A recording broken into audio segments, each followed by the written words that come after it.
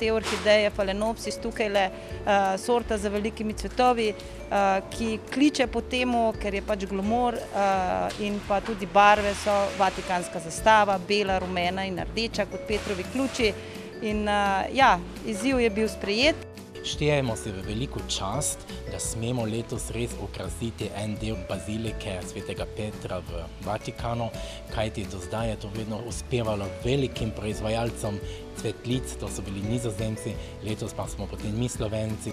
Zagotovo je to veliko priznanje najinemu delu, pridnosti, tudi odrekanju, strokovnosti, da vse od leta 2011 sodelujeva pri teh velikonočnih krasitvah. Vsako leto tja odpotujeva na povabilo našega veleposlaništva, se pravi, na ta način, kot država smo bolj razpoznavni, se pokažemo, kaj znamo, kaj zmoremo in ne nazadnje tudi edina tujca, ki sodelujeva pri izdelavi teh krasitev. Slovenci se bomo na nek način pokazali pri teh slovesnostih, da imamo tudi mi kaj pokazati, da ni treba, da čisto vse pride z Nizozemske, ampak da imamo tudi orhideje tukaj, ki so plod slovenskega znanja.